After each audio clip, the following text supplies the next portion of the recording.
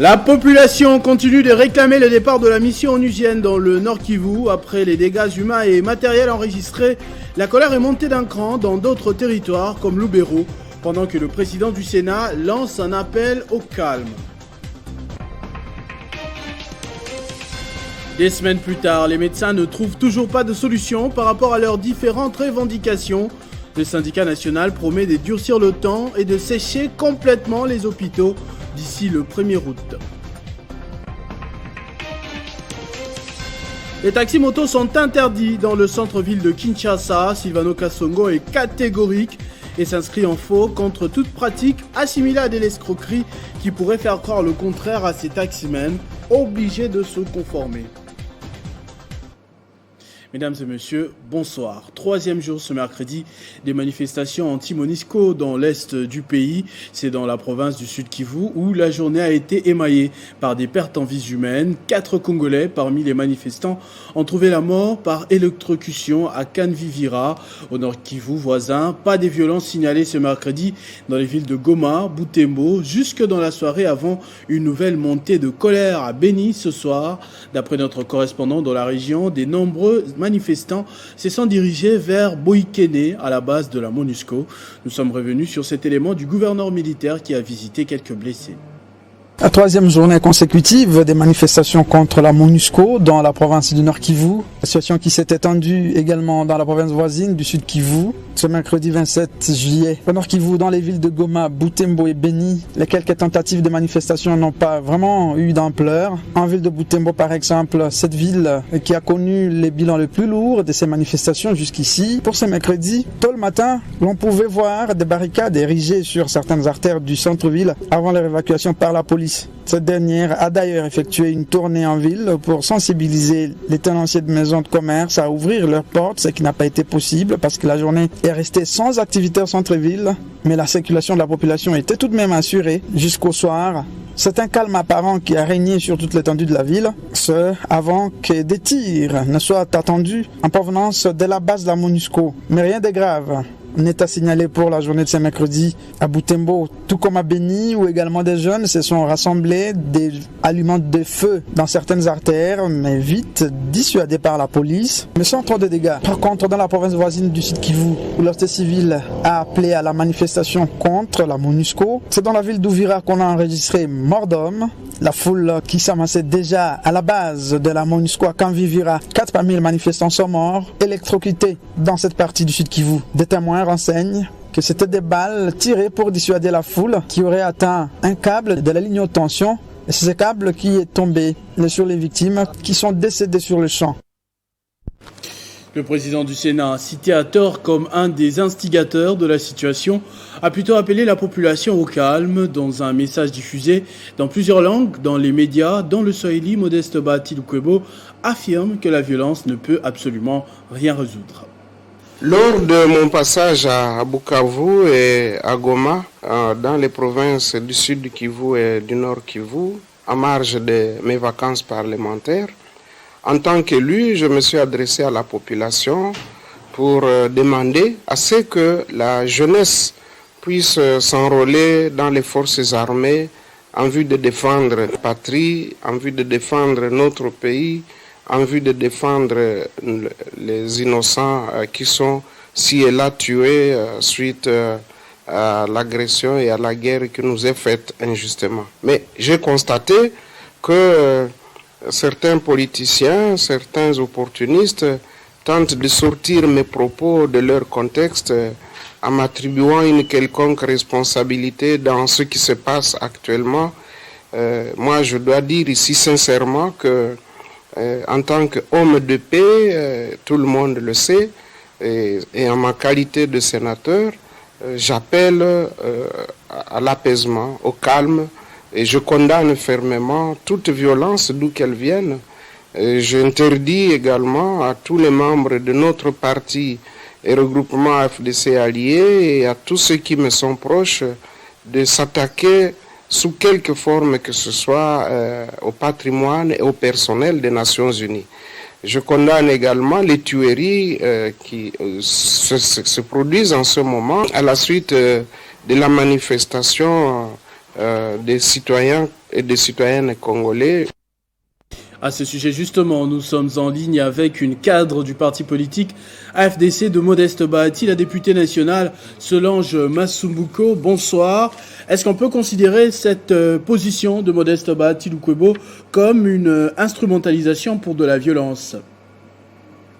Monsieur le journaliste, nous devons très vite dire que manifester est un droit.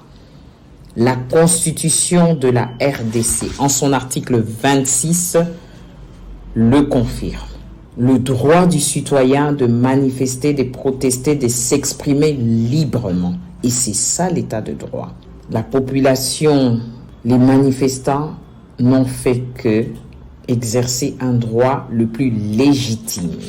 C'est l'occasion pour moi de fustiger les agitations, les agissements et les réactions de certaines personnes mal intentionnées qui se permettent de mettre au dos du camarade professeur Modeste Bahati Lukwebo ces événements.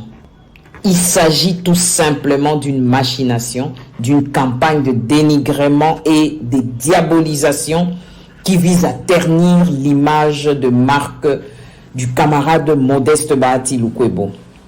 J'appelle toute la population du Sud Kivu, Nord Kivu, ville de Bukavu, Uvira, Butembo, Goma, Ituri au calme. Et même la population quinoise au calme. Chers compatriotes, faisons confiance au président de la République, à la diplomatie. Sachez que sur ces sujets et tant d'autres, vous suivrez juste après ce journal un plateau spécial avec le porte-parole du gouvernement, Patrick Muyaya, face à Jean-Marie Kassamba, ossature de l'émission dans ce récit. En place depuis plus d'une année déjà, le gouvernement de toutes les attentes a eu des défis à sa hauteur. Porté par Jean-Michel Sama Lukonde, cette deuxième équipe sous Félix Tshisekedi n'a pas péché en justification chaque fois que l'actualité l'a exigé. Ce soir, sur Télé 50, Patrick Muyaya, ministre de la Communication et Médias, porte-parole du gouvernement, s'élivrera sur plusieurs questions chaudes de l'heure, en direct face à Jean-Marie Kassamba. 3 principales thématiques sont annoncées depuis les débuts de la semaine pour cette émission. Elles vont de la situation sécuritaire avec les tensions observées depuis lundi à Goma pour le départ de la MONUSCO, le bilan de l'état des sièges ainsi que son évolution, mais aussi l'épineuse question des relations entre Kinshasa et Kigali. La deuxième, c'est la situation économique avec la propagande sur les records des mobilisations des recettes et réserves d'échange inédits. Ce gouvernement, comme le précédent, s'est aussi distingué autour d'une campagne sur la lutte contre le coulage des recettes, malgré que la population ne semble pas ressentir immédiatement les effets de ces nouvelles. Enfin, à quelques mois de 2023, après autant de débats sur la mise en place de la CENI, est-ce que l'échéance sera respectée du financement aux différents préparatifs pour un scrutin irréprochable? Patrick Muyaya expliquera ce que le gouvernement dont il est porte-parole est en train de faire pour un fonctionnement de l'État normal. La situation politique, un peu plus en général, sera également abordée avec les différents clashs enregistrés ces dernières semaines. Des surprises, des alliances, des questions. Jean-Marie Kassamba ne manquera pas d'étirer les verres du nez au très prudent ministre Patrick Muyaya. Ce sera également une rencontre entre 2 figures emblématiques du paysage médiatique congolais, parce que Jean-Marie Kassamba, sous une autre casquette, est le président de la presse de Kinshasa. Occasion donc d'évoquer l'assainissement de ces secteurs au niveau national, voulu par le président de la République. Le 21e sommet de la Communauté économique des États d'Afrique centrale, tenu à Kinshasa, sous la présidence de Félix Tshisekedi, a été riche en recommandations. Le communiqué final, qui a été lu par le ministre Didier Mazenga, a retenu plusieurs matières, notamment l'adhésion des parties prenantes à la commission mixte relative à la pacification de la sous-région, mais aussi et surtout de la partie est de la RDC. La conférence a salué le travail abattu par le président de la Commission et son équipe pendant le premier semestre de l'année 2022 et les encourage à poursuivre leur engagement dans la mise en œuvre des objectifs de la communauté. La conférence félicite le président du Conseil militaire de transition, le gouvernement et le peuple tchadien pour le respect des engagements internationaux pour lesquels la République du Tchad a souscrit. S'agissant de la situation politique et sécuritaire de la région, notamment à l'est de la République démocratique du Congo, la conférence a appelé à la solidarité communautaire et suivant le principe de la complémentarité, elle a instruit la Commission d'adhérer à la feuille de route de Luanda relative à la cessation des hostilités par les groupes rebelles M23 et son retrait immédiat des positions actuellement occupées, conformément au communiqué final du mini-sommet de Nairobi. La conférence a adopté la motion de remerciement par laquelle les chefs d'État et de gouvernement témoignent leur gratitude à son Excellence Félix Antoine Tshisekedi Tshilombo, président de la République démocratique du Congo et président en exercice de la CAC. Société nationale de l'électricité, un an après leur lancement par le président de la République, les travaux de construction du poste de Kinsuka, 220 kW, avancent à pas d'éléphant. À ce jour, la réalisation est à plus de 70%. Une fois terminé, ce poste va permettre d'améliorer les secteurs d'énergie dans la zone de Kinshasa.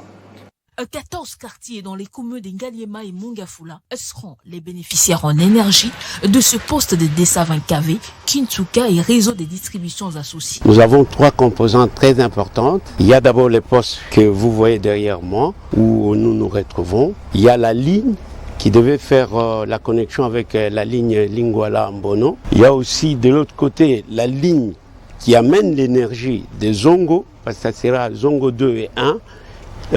Toute l'énergie va transiter ici pour alimenter la ville de Kinshasa. Lancé il y a un an par le chef de l'État, ces travaux exécutés par la Société nationale d'électricité maître d'œuvre en collaboration avec l'entreprise chinoise Shanghai Electric avancent plutôt bien. L'impact de ce projet sur la population, elle est très très importante. Vous allez voir qu'avec Zongo 2, n'est-ce pas, depuis qu'il a été construit, nous avions des difficultés pour pouvoir évacuer le 150 MW, la totalité de 150 MW de Zongo 2 jusqu'à Kinshasa. Mais avec le pragmatisme du chef de l'État, qui a donné du punch à la haute hiérarchie SNEL, mettant de moyens avec Exim Bank, aujourd'hui, les travaux sont en train d'avancer et nous félicitons beaucoup la hiérarchie SNEL et surtout les chefs de l'État. Il reste encore une année avant la finalisation complète de ces travaux. Il n'est plus question de taxis-motos dans la commune de la Gombe. Les récalcitrants auront affaire à la police. D'après le général Silvano Kassongo, le commissaire provincial de la police a tenu une réunion avec les usagers de motos pour solliciter leur accompagnement pour un retour à l'ordre. C'était de mon devoir de tenir une réunion avec le président. On a échangé sur beaucoup de points. On a parlé des problèmes de l'indiscipline, mais le mauvais comportement des héros en général, c'est-à-dire que les héros ne respectent pas la loi, ils se rendent justice eux-mêmes, ils ne respectent pas les codes de la route, ils s'habillent très mal, le comportement n'est pas bon. Le problème du verse public, le problème d'excès de vitesse, on a déploré beaucoup de conneries numériques, beaucoup de conneries échangées, et on a sollicité le président pour qu'il fasse des réunions avec leurs corporations respectives afin que tout le monde puisse respecter la loi. D'ici là, il y aura des actions que la police va mener. C'était avec moi. Parce que nous, souvent, avant de passer à l'action, c'est la police de proximité. Nous donnons des conseils et puis nous passons à l'action. La police n'est pas passive. Il y aura beaucoup d'actions concrètes. Les héros sont infiltrés. Parce que tous les héros ne sont pas mauvais. Parmi eux, il y a des gens qui se comportent mal, que nous allons arrêter, nous allons déférer. Il y aura une audience foraine. Vous allez voir, des audiences foraines. On va arrêter les gens. Ils seront déférés devant la justice et ils iront en prison pour des actes barbares sur des commerçants. Les silences persistants du gouvernement congolais aux revendications des médecins portées par le SINAMED a poussé malheureusement ces derniers au durcissement du mouvement à partir de ce 1er août sous la forme hôpital sans médecin. Leur représentant a lu une déclaration ce mercredi pour la presse. Aujourd'hui, nous avons le regret de vous informer que depuis le 25 juillet 2022, à l'issue de l'évaluation opérée le 23 juillet 2022, au regard de manque de volonté manifeste du gouvernement de la République, le SINAMED a saisi le chef du gouvernement pour l'informer de la nouvelle forme que va prendre la grève à partir du 1er août 2022, c'est-à-dire la forme hôpital sans médecin. Donc, cette correspondance qui a été bel et bien déposée auprès de toutes les instances de la République, à cet instant, n'a trouvé aucun écho, comme les précédentes d'ailleurs. Mais nous ne sommes pas encore le premier. Nous espérons que le gouvernement de la République n'hésitera pas à rencontrer les attentes des médecins pour éviter à la population les aléas, les conséquences néfastes d'une grève des médecins. Vous savez que dans la forme service minimum, on recevait les urgences dans toutes les structures médicales. Et le silence du gouvernement a poussé les médecins à décider du durcissement du mouvement par la forme polarisation des urgences. Mais à partir du 1er août, les médecins sont appelés à ne plus recevoir les urgences. C'est-à-dire qu'à partir du 1er août, les médecins vont demander aux malades de s'orienter vers les structures de leur choix, des structures privées. Le ministre provincial du Travail du Kasaï central a lancé les prestations sociales à la Caisse nationale de sécurité sociale des membres de Kananga. Une occasion pour le directeur provincial de Donnez-Kichi de remercier le chef de l'État, Félix Tshisekedi, pour les efforts consentis dans l'amélioration du vécu des Congolais. Lancement et la clôture du paiement des prestations sociales du deuxième trimestre 2022 à la Caisse nationale des sécurités sociales dans la province du Kasaï central démembrée. Une occasion donnée au ministre provincial du Travail, Richard Mouipataï, de procéder au paiement effectif des prestations sociales. Dieudonné Kishi n'a pas manqué de mots pour remercier le chef de l'État, Félix-Antoine Tshisekedi Tshilombo, qui ne ménage aucun effort pour le bien-être du peuple congolais, suivant sa ligne de conduite politique qui s'est assignée, qui veut que le peuple soit toujours mis en avant, servi avant et traité avec respect. Remercier le président de la République pour son œuvre à la tête de notre pays qui, dans notre domaine de sécurité sociale, favorise un climat serein de travail. Le directeur général, en bon élève de la vision du président de la République, mérite d'avoir davantage la confiance du président de la République pour un pouvoir plein qui lui permettrait d'agir encore plus efficacement. Signalons que la Caisse nationale de sécurité sociale Kananga gère un fichier de 2541 bénéficiaires des prestations sociales, dont 1572 payés par la voie bancaire et 969 invalides payés par la voie de la Caisse, et répartis aussi bien dans les 5 communes de la ville que dans les 5 territoires de la province. Virginie Nkulu, présidente de l'Assemblée provinciale du Tanganyika, a regagné la ville de Kalemi. Elle a repris ses fonctions de numéro 1 de la première institution provinciale accompagnée à l'occasion par Christian Kitungwa. Après quelques semaines passées à Kinshasa sur invitation du vice-premier ministre, ministre de l'Intérieur, Virginie Nkulu regagne Kalemi avec le même statut de numéro 1. De la première institution provinciale du Tanganyika, elle est accompagnée par Christian Kitungwa Muteba, coordonnateur de l'Union sacrée dans les Tanganyika. Ils ont été accueillis par des députés provinciaux et les cadres des partis membres et regroupements de l'Union sacrée. Parce que j'étais partie à Kinshasa, pas seulement moi, mais tout mon bureau, le bureau de l'Assemblée provinciale du Tanganyika, était invité au niveau de Kinshasa par la haute hiérarchie pour une consultation. Et après la consultation, la haute hiérarchie nous a retourné. C'est pourquoi nous sommes retournés dans le bureau et nous venons faire notre travail. Après les ovations tout au long de son trajet, la présidente de l'Assemblée provinciale du Tanganyika va vivre une autre scène. Cette fois, c'est la violence au siège de l'Assemblée provinciale. Ce qui vient de se passer, où est la part de la population?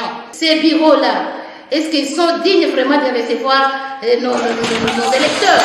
J'appelle mes collègues députés, honorables députés, de revenir au bon. Ces incidents malheureux se sont produits devant le ministère provincial de sécurité, sous un regard impuissant. Seulement sur place, nous apprenons que la tension est montée d'un cran entre les anciens membres du bureau de l'Assemblée provinciale du Tanganyika et les nouveaux, récemment élus par les députés provinciaux depuis le mardi 26 juillet dernier. Les 5 membres du bureau déchu se sont rendus au siège de l'organe délibérant mardi pour reprendre leur travail à la faveur d'une correspondance du vice-premier ministre de l'Intérieur et Sécurité Daniel Asselo, une décision qui n'a pas du tout plu à leurs homologues qui ont été élus après leur déchéance. Du coup, les deux camps se sentent sérieusement accrochés physiquement. Le gouverneur du Sud Kivu a effectué lundi dernier une visite au bureau de l'Office congolais de contrôle. C'était pour voir personnellement les nouveaux matériels de dernière génération que l'OCC vient d'acquérir pour le contrôle des marchandises produites localement et celles importées. Ce sont des matériels de dernier cri utilisés par l'Office congolais de contrôle qui interviennent dans l'analyse des produits importés et ceux produits localement. Les divers appareils du laboratoire moderne de l'OCC offrent un éventail de prélèvements pour se rassurer de la bonne qualité des produits présents sur le marché. Le gouverneur de province Théo Ngwabidje Kassi a personnellement visité les différents compartiments de ces laboratoires pour s'enquérir de ce fonctionnement. Il a félicité l'équipe de l'OCC Sud Kivu qui se donne le souci de ne pas laisser passer les produits périmés et non usagés sur le marché. Moi, je suis impressionné et je pense qu'aujourd'hui, la population doit faire confiance à son office. Les gens se disent, bon, écoutez, l'OCC, il a juste établir les documents, mais est-ce qu'on est sûr qu'effectivement le contrôle est fait? Moi, je peux témoigner aujourd'hui. Le directeur de l'OCC voit en cette visite un signal interpellateur qui permet aux opérateurs économiques et la population de découvrir les appareils et équipements de haute portée répondant aux standards internationaux de l'OCC. Son passage pourra faire en sorte que les opérateurs économiques qui pensaient que l'OCC n'avait pas de matériel, comme lui-même l'a dit, de pointe, le matériel de dernière génération pour faire le travail. Edouard Kassongo se dit confiant quant à la réponse positive de Kinshasa afin de parachever les travaux d'aménagement du bâtiment administratif. Le ministre provincial de l'Agriculture du Sud Kivu a, au nom du gouverneur Théo Ngwabidje, procédé au lancement des travaux de réhabilitation du tronçon routier Kalonge jusqu'à Chifuzi à Kalehe. Une fois achevée, cette route facilitera l'écoulement des produits agricoles des zones de production vers le centre des commercialisations et contribuera au relèvement économique de la population. Il s'agit de 25 km de route de dessert agricole sur l'axe Kalonge-Madiriri jusqu'à Chifunzi dans le territoire de Kalehe qui seront réhabilités en méthode semi-mécanisée. Objectif est appuyer les petits producteurs agricoles pratiquant une agriculture familiale ou de subsistance à passer progressivement vers une agriculture moderne orientée vers le marché. Ça nous a permis de voir un peu les dégâts de dégradation de la route et aussi de sensibiliser toute la population qui est le long de cette route ici. Les travaux vont aller vite, de sorte que nous puissions les terminer avant les retours des pluies, pour vraiment avoir une bonne route là, afin de permettre à nos populations et à nos commerçants de pouvoir évacuer les produits vers les villages tels que Kalonge, Madiriri, Chifunza, pour les amener vers les centres de consommation. La praticabilité des routes et des desserts agricoles est l'un des moyens devant permettre d'atteindre les résultats escomptés. Réhabiliter, oui, mais il faut prendre soin d'elles, a dit le ministre de l'Agriculture. Ces routes doivent être entretenues. L'entretien doit être, en tout cas, de mise. Il faut que chaque fois, ils puissent entrer sur ces routes pour que ça ne s'abîme pas. Les motards, les chauffeurs et la population, premiers bénéficiaires, ont tari d'éloges au projet Picagel pour avoir pensé à la réhabilitation de cette route. Ces travaux sont exécutés par l'Office des routes et mis en œuvre par l'INOPS relatifs au développement des infrastructures publiques et collectives pour le renforcement des chaînes de valeur agricole du projet Picagel. Et dans un club Virunga, une équipe de football évoluant en 2e division du championnat national de football a désormais son comité sportif. Il sera dirigé par les députés nationaux Patrick Mouniomo, élu mardi à l'issue d'une assemblée générale extraordinaire et élective tenue à Goma. à bord de son hors-bord que Patrick Mounyomo, député national, est venu participer à l'hôtel Cap Kivu à Goma à l'Assemblée générale extraordinaire et élective du Daring Club Virunga, une équipe de football de Goma évoluant en championnat national de la division 2. Après vote à main levée, cet élu de Goma a été élu à l'unanimité et toute sa liste comme le nouveau président des Verts et Blancs du chef-lieu du Nord Kivu. S'adressant aux joueurs et fanatiques de Virunga, Patrick Mounyomo promet de redorer l'image de son équipe. Le comité n'est pas investi pour peut-être chercher l'argent dans l'équipe. Le comité vient d'être investi pour travailler, pour remporter des coupes, pour participer dans des compétitions. Toutes les compétitions qui existent, nous devons être présents. Et quand on doit parler du foot au niveau de la province du Nord Kivu, je vous l'ai dit, le comité s'est dit on doit d'abord commencer par le DC Virunga. Cette élection du nouveau comité de Daring Club Virunga a été effectuée par le président de la Ligue provinciale de football du Nord Kivu, M. Ld Vakatsuraki. Rappelons que ce nouveau comité élu pour un mandat de 3 ans est constitué d'une dizaine de membres avec comme premier vice-président Mboni Moulomba. Ce journal est terminé. Je vous en rappelle tout de suite les principaux titres. La population continue de réclamer le départ de la mission onusienne dans le Nord Kivu. Après les dégâts humains et matériels enregistrés, la colère est montée d'un cran dans d'autres territoires comme Lubero, pendant que le président du Sénat lance un appel au calme. Des semaines plus tard, les médecins ne trouvent toujours pas de solution par rapport à leurs différentes revendications. Le syndicat national promet de durcir le ton et de sécher complètement les hôpitaux d'ici le 1er août. Les taxis-motos sont interdits dans le centre-ville de Kinshasa. Silvano Kasongo est catégorique et s'est inscrit en faux contre toute pratique assimilée à de l'escroquerie qui pourrait faire croire le contraire à ces taximans obligés de se conformer. À tous et à toutes, merci de votre attention soutenue. Restez fidèles au programme de votre chaîne Télé 50. Vivez heureux, vivez 100 ans, mesdames et messieurs.